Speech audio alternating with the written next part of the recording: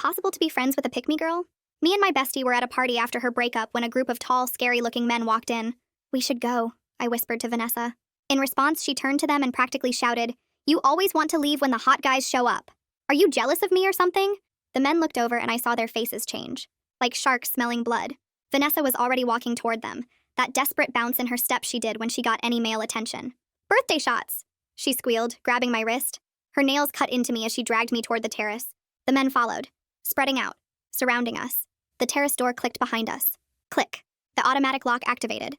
We were trapped out here with them, and Vanessa was giggling like it was cute. Vanessa! She was already pressed against one of them, the one with the ugly designer shirt. Another guy blocked the door, just standing there. Casual. But I knew. "Your friend looks scared," one of them said, laughing. "She's always like this around men," Vanessa said. "Probably because she hasn't been touched in months. Right, babe?" My face burned. The men exchanged looks. "That true?" Ugly Shirt asked me directly, moving closer. "We should go," I said firmly. But Vanessa laughed. A fake, high-pitched laugh. "See? She can't even talk to you. It's actually sad. That's why I brought her. Thought maybe you guys could help her loosen up." I got my phone out. Vanessa saw and her face went psycho. "No phones!" She ripped it from my hand, scratching me deep enough to bleed, then held my phone up like a trophy. "She's always on this thing. Probably texting her mom. She still lives at home, you know." The men laughed harder. Ugly Shirt took my phone from her, put it in his pocket, smiled at me while he did it. "No mommy to save you now," he said. Vanessa was lying, but the men were eating it up, looking at me like I was this sheltered little girl. Exactly how Vanessa was painting me. "Bet she's never even done shots," another one said. "Virgin everything," Vanessa giggled. I went for the door and Vanessa tackled me. Like, threw her whole body at my legs. I hit the deck chair hard and tasted blood in my mouth. "You're not ruining this for me," she hissed while I tried to breathe. Then louder, performing, "She always does this." Such a drama queen. One time she faked a seizure to leave a date. I'd never done that. The men were circling now. "Maybe she needs to be taught how to have fun," Ugly Shirt said. "Yes!" Vanessa clapped. Actually clapped. "That's what I've been saying. She just needs the right teachers." One grabbed my arm to help me up, his grip too tight. Another touched my hair. "Pretty thing like this shouldn't be so uptight. Right?" Vanessa said. I keep telling her. Like, just relax. Stop being so rigid. I yanked away. Vanessa rolled her eyes like I was embarrassing her. "She probably thinks you guys are gonna assault her or something," she said. "She thinks every man is a predator. It's actually really offensive." The words hung there. The men's faces changed. "We're not predators," Ugly Shirt said slowly. "We're nice guys." "The nicest," Vanessa agreed. "She's just paranoid because she watches too much true crime." "Maybe she needs a drink," the quiet one said, already at the bar. "I don't drink," I said. "She thinks she's too good to drink with you," Vanessa said immediately. "She only drinks expensive wine with her book club, where they read poetry." She said it like poetry was a disease. The quiet one was pouring shots. I saw him drop something in 2 glasses. Quick movements. Practiced. My stomach dropped. "Vanessa, don't—" "Oh my gosh," she cut me off. "Now she's gonna say the drinks are drugged. She does this every time. Remember Duke's party?" She turned to the men. She accused the host of putting something in the punch. Turned out she was just a lightweight. That never happened. Duke's party never happened. But the men nodded like they understood. "Sounds like she needs to prove she trusts us," Ugly Shirt said. Vanessa grabbed the spiked glass. I grabbed her wrist. "Stop," I begged. She shoved me hard. I stumbled back. "Stop what? Stop having fun? Stop making friends? Stop trying to get a boyfriend? Just because you're miserable doesn't mean I have to be. The drink, there's nothing in the drink." She held it up. "Watch. I'll prove she's crazy." She chugged the whole thing, staring at me while she did it. The men watched, amused. The quiet one poured another and slid it to me. "Your turn," he said. I tried to sidestep. He followed. They all moved closer. "Guys," Vanessa said, but her voice was already thick. She's not fun, I told you. Waste of time." "We'll be the judge of that," one said. Vanessa swayed but caught herself on the bar. "I don't feel lightweight," Ugly Shirt said, but he was watching her like a documentary. Clinical. She tried to fix her hair, but her hands weren't working right. "I'm fine. I'm fun. I'm not like her." "No," he agreed. "You're much easier." That's when she looked at me, and I saw it dawn on her. What she'd done. What was happening. Her pupils were huge. She blinked hard. "I want to go home." She dropped to the ground and all the men surrounded me, one of them kneeling beside her. The terrace door clicked and swung open. Security had finally gotten it unlocked. I shoved past the man kneeling by Vanessa and ran for the opening. My legs felt shaky, but I made it through. Inside the venue, the music was still playing. People were dancing like nothing had happened. Behind me, I heard the men talking to security. Their voices were calm and friendly. One of them was saying we invited them out there, that we wanted to party. I kept moving toward the bar. My hands were shaking, so hard I could barely hold on to the edge. The bartender looked at me and her eyes went wide. I grabbed the house phone from behind the bar. My finger slipped on the buttons twice before I got 911 dialed. The operator answered and I tried to explain. My friend collapsed. Someone put something in her drink. We were trapped on the terrace with these men. The operator asked for the address and I had to look around for a sign to read it to her. The bartender slid a glass of water across to me. She leaned in close and whispered that she saw something weird when those guys ordered. That the quiet one did something with his hands over the glasses. I nodded and kept talking to the operator. She said help was coming. To stay on the line. I could see through the glass doors that the men were still on the terrace. Still surrounding Vanessa. One of them had his phone out now. Probably calling someone. The sirens came fast. Within minutes, the EMTs were pushing through the crowd with their equipment. I led them to the terrace. Vanessa was still on the ground. One of the men was still kneeling beside her like he was so concerned. The paramedics rushed over and started checking her, taking her pulse, shining a light in her eyes. I told them she was drugged, that the quiet one put something in her drink. I pointed right at him. But he had already moved away from the bar area. His hands were empty. He gave me this innocent look like I was crazy. The EMTs were asking Vanessa questions, but she could barely answer. Her words came out thick and wrong. The police showed up right after. 2 officers in uniform. They started separating everyone to get statements. I watched the men's faces change, like they were putting on masks. Confused, innocent, helpful. The ugly shirt guy was already talking to one officer. I could hear pieces of what he was saying. That we invited them to hang out. That Vanessa was flirting all night. That she was drinking before they even got there. I felt sick. He was so smooth about it. So believable. The other officer came over to me. He looked young. Maybe just a few years older than me. I started talking fast. Too fast. I could hear my voice getting higher. I told him about the locked door. About seeing the quiet one drop something in the drinks. About Vanessa drinking it and collapsing. About the men surrounding us. The officer was writing everything down in his little notebook. But his face stayed blank. He kept glancing over at the men. Like he was trying to figure out who was telling the truth. Like maybe I was just some drunk girl making things up. That look made my stomach drop. The EMTs came over and said Vanessa needed to go to the hospital. They asked if I was coming too. Part of me wanted to leave her. After everything she did. After she tackled me and gave those men my phone and told them all those lies about me. But I couldn't just abandon her when she was this messed up. When she could barely talk or move. So I said yes. I climbed into the ambulance with her. She was mumbling stuff. About the hot guys. About how fun the party was. She still didn't get it. Still didn't understand what almost happened to us. The ambulance ride felt long even though it probably wasn't. At the emergency room, they took Vanessa straight back. A nurse walked her through the doors and she disappeared. I was left in the waiting area. There was dried blood on my arm from where she scratched me earlier. The cuts were deeper than I thought. My phone was gone. Still in that man's pocket with all my contacts and photos and everything. I felt completely cut off. Like I was watching this happen to someone else. Like I wasn't really sitting in this plastic chair under these bright lights. A nurse came out after a while. He introduced himself as Otto. He was gentle when he talked. He said that since I was given a drugged drink too, they should do an exam. Collect evidence, just in case. I agreed. I was grateful someone was taking this seriously. Otto walked me through what the exam would involve. How they would take samples. How the evidence would be stored and tracked. How it might be used later if there was a case. It all sounded very official and real. During the exam, Otto gave me a tablet. He said I could record a voice memo if I wanted. To get everything out while it was still fresh. So I did. I started talking into the tablet. My voice sounded weird. Too high. Too shaky. I talked about how Vanessa shouted that I was jealous. How she dragged me to the terrace. How she took my phone and scratched me. How she tackled me when I tried to leave. How she told the men I was paranoid. How she set me up. How she drank the drugged shot to prove I was crazy. I talked about the men circling us. About the locked door. About Ugly Shirt putting my phone in his pocket. About the quiet one dropping something in the drinks. I talked until I ran out of words. After the exam, I went back to the waiting area. I didn't know what else to do. Then the bartender from the venue showed up. She found me sitting there. She said her name was Natasha. She gave me her contact information on a piece of paper. Said she was willing to make a statement about what she saw. She told me she noticed the quiet one doing something weird with the drinks. That her manager told her not to get involved. That she felt bad about that now.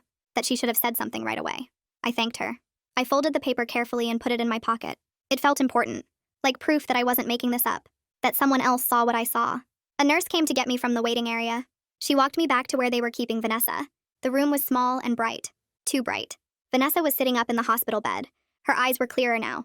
More focused. I felt relief for a second. Then she opened her mouth. "Why are you still here?" she asked. Her voice was annoyed. Like I was bothering her. "You made such a huge deal out of nothing. Those guys were into me and you ruined it." The nurse who brought me in stopped moving. Just froze by the door. Staring at Vanessa. I couldn't process what I was hearing. "Vanessa, they drugged you," I said. My voice came out flat. "They drugged both of us. You collapsed." She rolled her eyes. Actually rolled her eyes at me. "I had too much to drink. That's different. You always do this. You always make everything about you being scared or whatever." The nurse stepped forward. "Miss, Do you understand what happened tonight? Vanessa ignored her, kept looking at me with that mean expression she got sometimes. I finally meet guys who are actually hot and interested, and you had to call an ambulance? Do you know how embarrassing that is? I felt something break inside me. Some last piece of hope that she would understand, that she would get it. They were going to assault us, I said. Each word felt heavy. Both of us. That's what they do. That's why they locked the door. Vanessa laughed. A bitter sound. You're so dramatic. They were just flirting. But you can't handle that because nobody ever flirts with you. The nurse looked between us. Her face showed shock and something else. Pity, maybe. For me. She opened her mouth to say something, but a patrol officer appeared in the doorway. He had a notebook in his hand. I need to take a detailed statement, he said, looking at me, not at Vanessa. I followed him to a small office down the hall. The walls were beige. Everything in hospitals is beige.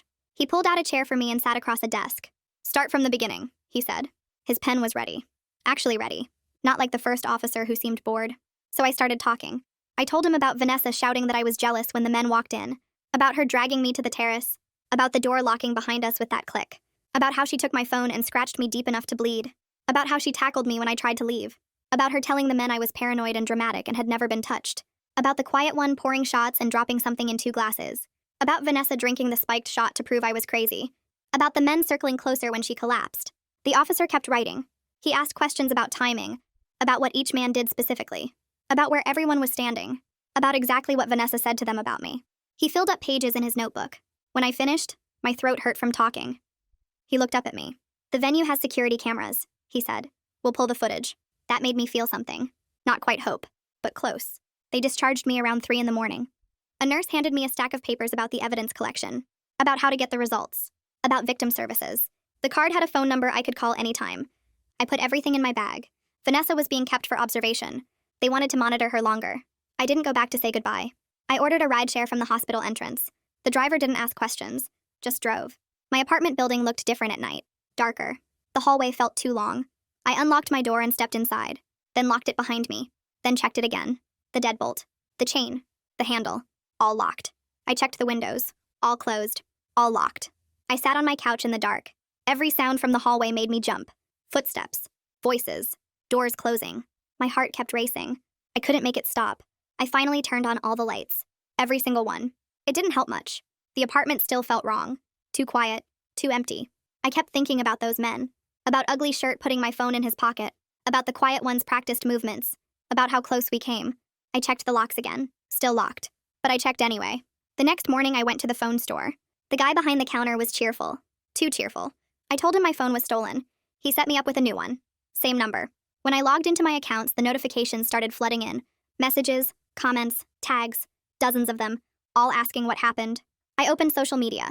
Vanessa had posted from the hospital. A long post. She said I caused a scene at a party, that I got her hurt, that I was jealous of her getting male attention, that I called ambulances and police for no reason, that she was the victim here. The comments were all supportive. Of her. People I thought were my friends. Telling her she deserved better. Asking if she was okay. Saying I sounded toxic. Nobody asked for my side. Nobody messaged me to check if I was all right. They just believed her. Every word. I sat in my car in the parking lot, scrolling through the comments, watching people I knew turn against me. Some of them I'd known for years. They didn't even hesitate. Just took her word and decided I was the problem. My hands were shaking. I wanted to comment, to explain, to tell them what really happened, but I didn't know how to fit the truth into a comment, how to make them understand. My phone rang. New number, but I answered anyway. Hello? My voice cracked. What happened? It was my older sister, Hattie. Her voice was sharp with worry. Mom called me. She said something happened at a party. Are you okay? I wasn't okay. The question broke something loose. I started crying, actually sobbing, right there in the phone store parking lot. I told her everything. About Vanessa's shouting, about the locked terrace, about the drugged drinks, about being surrounded, about Vanessa's posts now, about everyone believing her. Hattie was quiet while I talked. Then she said words that made me cry harder. I'm coming up. Right now. Pack a bag. You're not staying alone. I tried to argue. She lived 2 hours away. She had work. But she wasn't listening. I'm already getting my keys, she said. I'll be there by early afternoon. Don't go anywhere. Just wait for me. She hung up. I sat in my car, still crying, but feeling less alone. Hattie was coming. She believed me. That was something. Hattie showed up at 1 in the afternoon. She had grocery bags. Real food. Not just snacks. She hugged me hard in the doorway. The kind of hug that says I've got you. We went inside and she started unpacking, putting things in my fridge, making tea, moving around my kitchen like she owned it. Then she sat down with my new phone. Show me, she said. So I showed her. Every post Vanessa made, every comment, every message from people asking what I did. Hattie's jaw got tighter with each one. The muscle jumped. She screenshotted everything. "We're documenting this," she said. Her voice was hard. "When the police follow up, they need to see this. How she's trying to control the story. How she's lying." She created a folder, started organizing everything by date and time. She was always good at this stuff. At keeping records. At being thorough. I watched her work, feeling grateful, feeling less crazy. "You did the right thing," she said, not looking up from the phone. "Calling for help, getting evidence collected. All of it. Don't let her make you doubt that." 2 days later, my phone rang again. Unknown number. I almost didn't answer. "This is Detective Carson King," the voice said. Professional, but kind somehow. "I'm the investigator assigned to your case. I'd like you to come in for a detailed interview. Are you available?" My heart started pounding. "Yes," I said. "When?" He gave me a time. The next afternoon. Asked if I needed directions to the station. I said I could find it. After we hung up, I felt something I hadn't felt since that night. Hope. Real hope. Someone was taking this seriously. Someone with actual power to do something. Hattie drove me to the station. Waited in the lobby while I went back with Detective King. The interview room was small. A table, chairs, a recording device. He explained how it worked. That everything would be recorded. That I could stop any time. Then he nodded and I started talking. I spent 3 hours in that room, walking him through every single detail. Detective King never interrupted. Never looked skeptical. Just took careful notes. Asked questions that showed he was actually listening. About the men's behavior. About Vanessa's exact words to them. About the timeline. About who did what when. He asked me to describe each man. Their heights, their clothes, their positions. He asked about the terrace layout. About the locked door. About the bar setup. About who could see what. Every time I thought I was done, he had another question. A clarifying detail. Something specific. It was exhausting. But also good. Like he was building something solid. Something that couldn't be torn down. Near the end, Detective King pulled out a folder. Inside were photos. Stills from security cameras. Grainy but clear enough. He spread them on the table. "Is this the bar area?" he asked. I nodded. He pointed to one image. "Is this the man you called the quiet one?" I looked closer. There he was. Standing at the bar. His hand was hovering over 2 shot glasses. His body angled to block the view from most of the room. But the camera caught it. The deliberate movement. The way he positioned himself. "That's him," I said. My voice came out shaky. "That's exactly what I saw." Detective King nodded. "The footage shows clear intent," he said. "This wasn't accidental." I felt something release in my chest. Validation. Someone else saw it. Someone with authority saw what I saw. But I also felt scared. Looking at that image. Knowing how close we came. How calculated it was. How practiced. What would have happened? I asked. Not really wanting to know. Detective King's face got serious. "Nothing good," he said. "You did the right thing fighting back. Getting help. Both of you are safe because you acted." He explained what happened next. The toxicology results from my exam would take a few weeks to process. They were trying to identify all the men from the terrace. Using credit card receipts, security footage, witness statements. He asked me to describe each man in detail. I told him about Ugly Shirt. How he seemed to be leading the group. Making decisions. Directing the others. I described the quiet one who did the actual drugging. His practiced movements. His calm face. The others who spread out. Who blocked exits. Who touched me. Detective King wrote it all down. "We'll find them," he said. It sounded like a promise. When I finally left the interview room, Hattie stood up immediately. Searched my face. I nodded. She put her arm around me. We walked out together. Into the afternoon sun. Into whatever came next. That night, Hattie set up in my guest room without asking if she could stay. Just started unpacking her bag like it was decided. I was grateful because when I tried to sleep, I kept jerking awake with my heart pounding, seeing the terrace door lock clicking shut over and over. She heard me the 3rd time and came in with tea, sat on the edge of my bed until the shaking stopped. The next morning, she made a list on her phone of things we needed to handle. Emergency leave from work, finding a therapist who specialized in trauma, changing my phone number again because people kept calling. She took over my laptop and started filling out forms while I sat there trying to remember my employee ID number. My brain felt foggy, like I was moving through water. Hattie printed everything and put it in a folder, told me we'd drop it at my office later. She found 3 therapists who had openings and called all of them, explaining the situation in this calm voice while I stared at my hands. One had an appointment available in 2 days. Sinead Brooks. Hattie booked it and wrote the time on a sticky note she stuck to my fridge. The morning of the appointment, I almost canceled. Hattie drove me anyway. The office was in a quiet building with soft lighting and plants everywhere. Sinead was younger than I expected, maybe early 30s, with kind eyes that didn't look away when I talked. She asked me to tell her what happened, and I got through maybe 2 sentences before my throat closed up. She waited, didn't rush me or try to fill the silence. I started again, and this time I got further, describing the terrace and the locked door, and Vanessa's voice getting thick. When I told her about seeing the quiet one drop something in the drinks, Sinead nodded like she believed me completely. She taught me a grounding technique for when panic started. 5 things I could see. 4 things I could touch. 3 things I could hear. 2 things I could smell. 1 thing I could taste. We practiced it right there until my breathing evened out. She said what I was experiencing was normal. That my fear and constant alertness made sense given what I survived. Hearing someone with credentials say that made something loosen in my chest. I checked my phone in the parking lot after and found 27 notifications. Vanessa had posted a long explanation about being drugged at a party, about waking up in the hospital alone, about her supposed best friend abandoning her when she needed help most.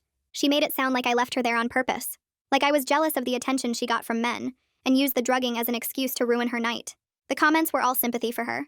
People I'd known for years were calling me toxic and selfish. Mutual friends were messaging asking how I could do that to her. I watched it happen in real time. Every refresh brought more people taking her side. My hands started shaking again, and I had to do the grounding technique in my car. 5 things I could see. The steering wheel, my keys, the parking meter, a bird on the sidewalk, Hattie's jacket in the passenger seat. 2 days later, I got a message from Natasha, the bartender. She said she'd submitted a written statement to Detective King about what she observed that night. She described seeing the quiet one make a quick dropping motion into 2 glasses at the bar. She saw him angle his body to block the view from most of the room. She watched the whole group follow us onto the terrace and noticed how they spread out in a way that felt wrong. Reading her message made me cry because someone else saw it. Someone else noticed the same things I did and was willing to say so officially. Detective King called my new number 3 days after that. His voice was steady and professional when he told me they'd identified the quiet one through credit card receipts from the bar. His name was Bryson Travis. Hearing his actual name made him more real somehow, more solid. Before he was just this shadowy figure in my memory, but now he had a name and an address and a history. I had to put the phone down for a second and do the grounding technique. 4 things I could touch. The couch fabric, my water bottle, the throw pillow, my own arm. Detective King waited patiently until I could talk again. Harley Beck from Victim Services called the next week. Her voice was warm, but not fake warm. She explained my rights as the case moved forward. What a criminal investigation looked like. What charges might be filed. What my role would be in any prosecution. She gave me information without making me feel pressured to decide anything right away. She said I could call her anytime with questions. That she'd be my point person through the whole process. It helped knowing someone was assigned specifically to help me navigate this. I tried to go back to work on Monday. Made it as far as the parking lot before I saw a group of men standing together by the entrance talking. My chest got tight. My vision narrowed. I couldn't breathe right. I sat in my car gripping the steering wheel trying to remember the grounding technique, but my brain wouldn't work. Finally, I called my boss from the car and explained I needed more time. She was understanding.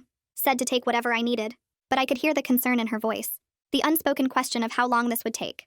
Detective King called again 2 weeks after my exam. The toxicology results came back positive for benzodiazepines in my system.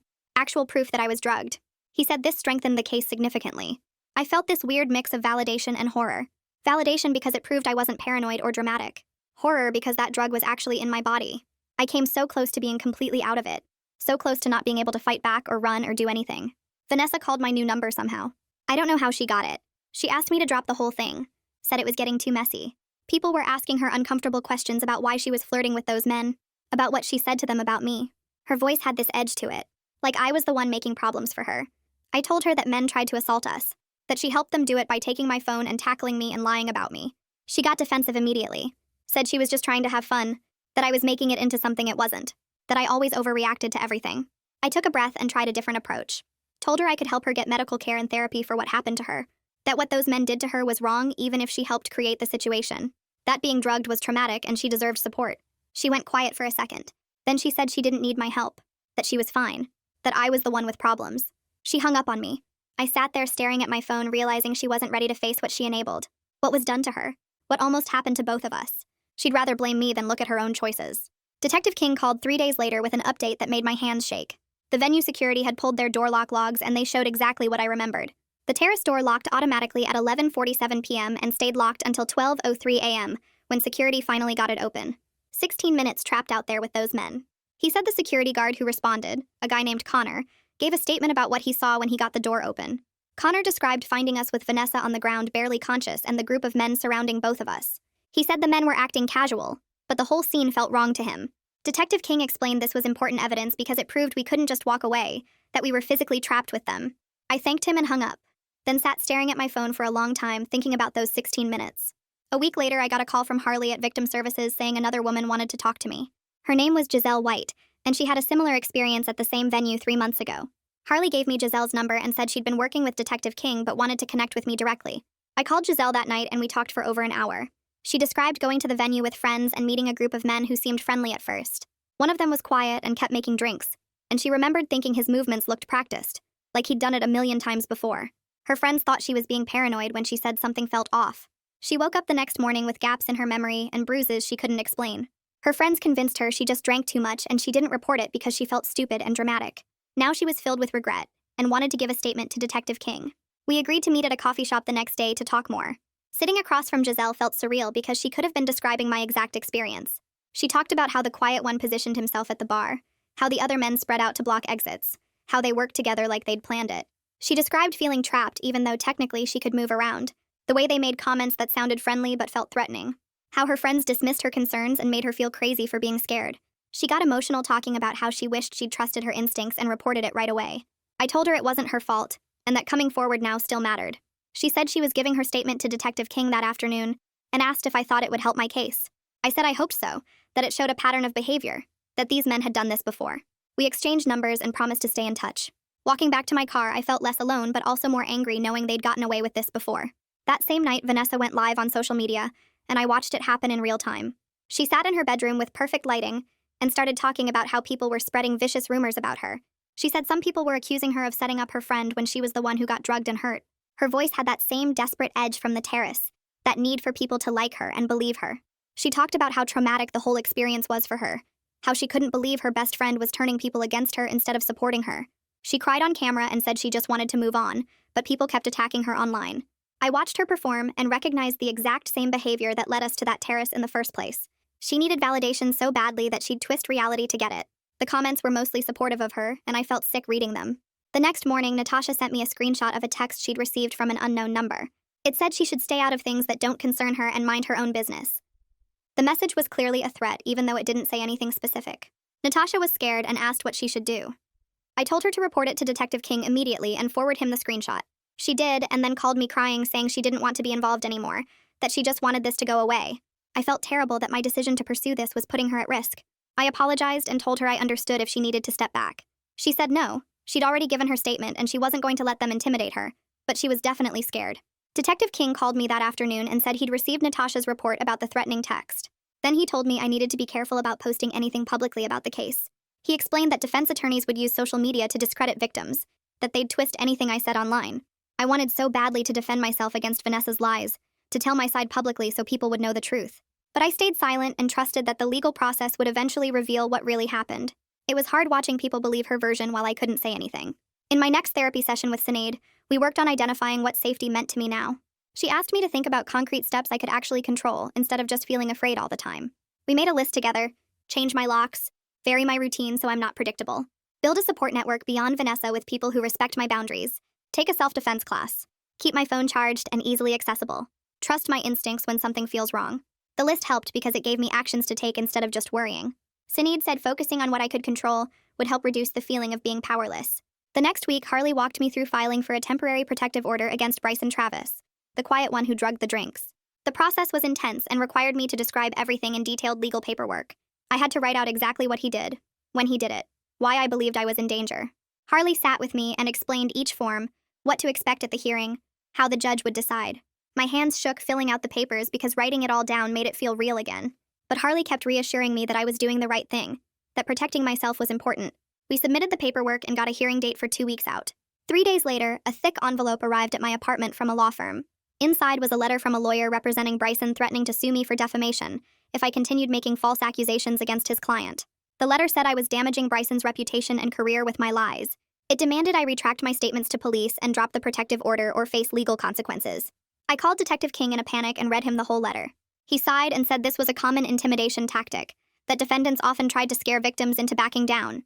He explained that truth is a complete defense to defamation, meaning if what I said actually happened, then it's not defamation no matter what their lawyer claimed. He told me not to respond to the letter and to forward it to him for documentation. His calm response helped, but I still felt shaken that they were coming after me legally. That afternoon, I got an email from my HR department. They were formalizing the accommodations for my leave and offering flexible scheduling when I returned to work. I could work from home some days and adjust my hours as needed. It was a small thing, but it helped knowing my job was protected while I dealt with everything, that I wouldn't lose my income and health insurance on top of everything else. I replied thanking them and said I'd let them know when I was ready to come back. 2 days before the hearing, I sat in Sinead's office and practiced what I would say to the judge. My voice shook reading from the notes Harley helped me write. Sinead stopped me and made me start over, slower this time. She reminded me to breathe between sentences and look up from the paper. We went through it 5 times, and each time my voice got steadier. By the end, I sounded like someone who knew exactly what happened instead of someone apologizing for existing. Sinead nodded and told me I was ready, that the judge would hear the truth in my words. I left her office feeling stronger than I had in weeks. The morning of the hearing, I put on my most professional outfit and met Harley outside the courthouse. She walked me through security and explained what would happen in the courtroom. We sat on a bench in the hallway waiting for our turn. Then Bryson showed up in an expensive suit with his lawyer, looking calm and respectable like he worked in finance or something. He glanced at me once with this small smile that made my stomach flip. His lawyer was already talking to the clerk, all friendly and casual. When they called our case, I stood up and my legs felt shaky, but I made myself walk to the front. The judge asked me to describe why I needed protection, and I used everything Sinead taught me. I looked at the judge instead of at Bryson. I spoke clearly about the drugged drinks and the locked terrace and how he still had my phone in his pocket when security arrived. The judge listened without interrupting and wrote notes. Bryson's lawyer argued that it was all a misunderstanding, that I was confused about what happened. But the judge granted the temporary order for 30 days based on my testimony, and the police report Detective King filed. It felt huge. Like someone with actual power finally believed me instead of dismissing me as paranoid. That afternoon, Vanessa sent me a private message. She said she was scared that maybe she was drugged too, that she kept having nightmares about that night and couldn't remember big chunks of time. She asked if I thought the men would have hurt her if I hadn't been there. Reading her words made me feel bad for her, but also still angry. I typed out a long response about how she put both of us in danger and then deleted it. Instead, I sent her links to therapy resources and the victim services number Harley gave me. I told her she should talk to someone professional about what happened. I didn't offer to meet up or rebuild our friendship. She read the message but didn't reply. 3 days later, the venue posted an announcement on their social media about new security measures. They were installing better cameras in all areas, including the terrace, and training staff to watch for signs of predatory behavior. The post didn't mention my case specifically, but I knew the investigation and all the attention pushed them to act. It felt good knowing something positive might come from what happened to us, that maybe other people would be safer because we reported it. Detective King called the next week with bad news about Bryson's toxicology results. They came back negative because too much time passed before he got tested. The men left the venue before police could do drug tests on them. King said the case would have to rely on witness statements and my positive test showing I was drugged. I felt frustrated that Bryson got away with that part, but King reminded me we still had strong evidence. Natasha saw him drop something in the drinks. Connor, the security guard, saw the whole group surrounding us on the terrace. The door logs proved we were locked out there. My toxicology proved someone drugged me. It wasn't perfect, but it was enough to move forward. 2 days after that call, the doorman from the venue contacted Detective King with a statement. His name was Marcus, and he remembered that night because Vanessa was stumbling badly when we left, and the group of men was hovering around both of us. He said it looked wrong to him at the time, but he didn't know what to do about it. His statement was another piece of proof that something bad was happening, another person who saw we were in trouble. Reading his statement made me feel less alone in my version of what happened. All these people noticed something was wrong, even if they didn't intervene in the moment. The following week, I met with Prosecutor Tiernan Royce at his office downtown. He explained they were pursuing misdemeanor charges for administering a harmful substance instead of felony assault charges. He looked apologetic about it and walked me through the legal reasons. Without proof of what happened after I was drugged, they couldn't prove assault. The evidence showed Bryson drugged me, but not what he planned to do after. I felt angry that what happened didn't count as serious enough for bigger charges. Tiernan said he understood my frustration, but this was the strongest case they could build with the evidence. I told him I understood, even though part of me wanted to argue.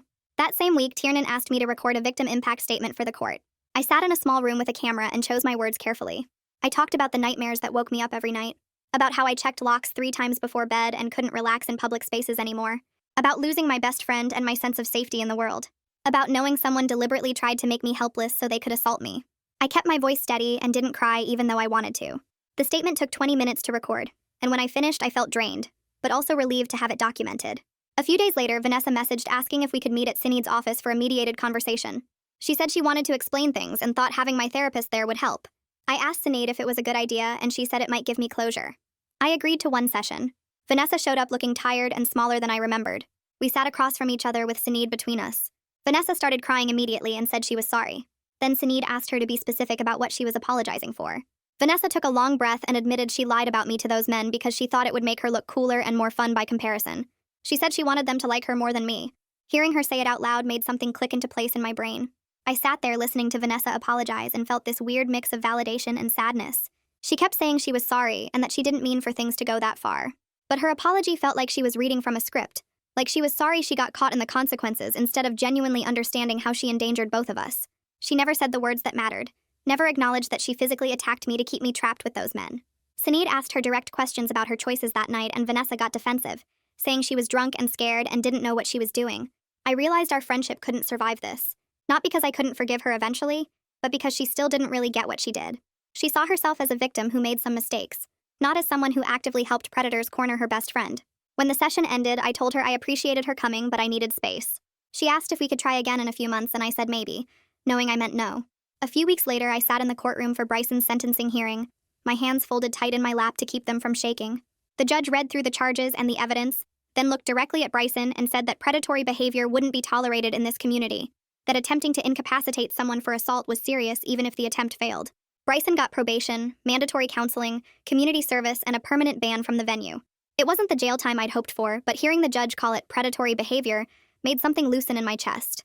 Made me feel like someone with power actually understood what he tried to do. I left the courthouse and sat in my car for 20 minutes just breathing, feeling this weird mix of relief and anger that this was all he got. Over the next few weeks, I noticed the online rumors about me started fading as new dramas took over everyone's feeds, though when I searched my name, some of Vanessa's posts still showed up. I was learning to accept that some people would always believe her version, that I couldn't control what strangers thought about me or what happened that night. One afternoon, a thick envelope arrived with my name handwritten on the front in Vanessa's careful script. I opened it standing in my kitchen and found 3 pages where she acknowledged specific ways she betrayed me, how she physically attacked me to keep me trapped, how she painted me as paranoid to make herself look fun. The letter was more thoughtful than anything she'd said in person, with actual remorse instead of excuses, but I read it once and then put it in a drawer. I appreciated that she took the time to write it, but I wasn't ready to respond or re-engage, wasn't sure I ever would be. That same week, I enrolled in a self-defense class at a gym near my apartment, wanting to feel more capable in my body instead of just afraid of it. The instructor was this patient older woman who didn't make me explain why my hands shook during the first demonstration, who just showed me the moves slowly and let me practice at my own pace. The other students were supportive too, a mix of people with different reasons for being there, and nobody asked questions they didn't need answers to. After the 3rd class, I started feeling stronger, more grounded, like my body could protect me instead of just being something that needed protecting. When I finally went back to work, my boss called me into her office and offered a flexible schedule that let me avoid late shifts and work from home twice a week. She checked in regularly without being pushy about it, just quick messages asking how I was doing, and my coworkers who knew what happened were quietly supportive. They gave me space when I needed it, and included me in lunch plans when I was ready, treating me normal instead of like I was broken. I met Natasha for coffee on a Saturday morning to thank her for coming forward with her statement. We ended up talking for 2 hours about everything, about how she'd been feeling guilty for not doing more that night, about how her manager tried to stop her from getting involved. I told her that her statement made all the difference, that she helped save both me and Vanessa even though she was scared of losing her job. She cried a little and said she wished she'd acted faster, and I told her that speaking up at all took courage, that most people would have stayed silent. That afternoon, I opened the group chat with our mutual friends, scrolled through months of messages where they sided with Vanessa, and then I left the chat without explanation. I deleted all the draft messages I'd written to Vanessa but never sent, all the attempts to explain or defend myself or make her understand. It felt like closing a door on that version of my life, the one where I tolerated being treated badly, because being alone seemed scarier than being with people who hurt me. 3 months after that night, I was walking downtown past another venue with an outdoor terrace, and I caught myself automatically counting exits and checking who was standing near the entrance. The difference was that now I recognized this as reasonable safety awareness instead of paranoia, that my instincts that night were right even when everyone told me I was overreacting. My phone rang while I was still looking at the venue, and Detective King's name showed up on the screen. He told me that Bryson violated his probation by trying to contact Giselle through a fake social media account, and now he was facing additional jail time for the violation. I felt this surge of gratitude that Giselle reported the contact immediately instead of ignoring it, that the system was catching him even if it didn't catch him hard enough the first time. The following weekend, Hattie drove up to visit, and I took her to dinner at a restaurant I picked specifically because it felt safe, with good lighting and an open layout and attentive staff who checked on tables regularly. She noticed me relaxing as the evening went on, my shoulders dropping and my voice getting lighter, and she reached across the table to squeeze my hand. She told me she was proud of how far I'd come in just a few months, how I'd turned the worst night of my life into something that made me stronger instead of smaller, and I squeezed back feeling grateful for her steady presence through everything. 2 weeks later, I got a message through the Victim Services website from someone who said she saw Giselle's statement in a local news article about safety concerns at entertainment venues. She wrote that she had a similar experience with the same group of men 2 years ago, described the quiet one's movements at the bar and the way they surrounded her on a different terrace at the same venue. I read her message 3 times, my hands shaking, realizing this pattern went back further than any of us knew. I forwarded everything to Detective King within an hour, adding a note that this might help establish a longer history of predatory behavior. He responded the same day saying he would follow up with her directly, and thanked me for passing it along, mentioned that documentation like this could be useful, even if the statute of limitations had passed for criminal charges. The next afternoon, I had my regular session with Sinead, and instead of talking about what happened that night, we started mapping out what came next. She asked what kind of life I wanted to build now, what goals felt important beyond just surviving and processing trauma. I told her about Harley and how she helped me understand the system when everything felt impossible, how having someone who knew the process made me feel less alone and more capable. Sinead nodded and asked if I'd ever considered doing that kind of work myself, and something clicked into place. I realized I wanted to volunteer with victim services eventually, to help other people the way Harley helped me, to turn the worst night of my life into something that could protect or support someone else. We spent the rest of the session talking about practical steps like training requirements and time commitments, and I left feeling like I had a direction instead of just damage. 3 days after that, I was at the grocery store buying coffee and vegetables when I turned a corner and nearly walked into Vanessa. We both froze for a second. Then she said hi in this quiet voice I barely recognized. I said hi back, and we stood there awkwardly while other shoppers moved around us. She looked tired, shadows under her eyes and her hair pulled back in a messy way that wasn't like her usual style. She mentioned she was in therapy now, and I said that was good. Glad she was getting help. I didn't ask for details about what she was working on, and she didn't offer to reconnect or apologize again.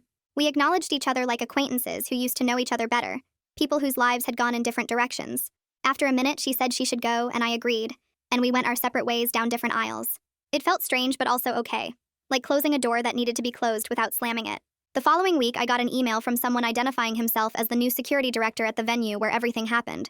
He explained they were updating their safety protocols and training materials based on recent incidents, asked if I would be willing to consult on the new procedures.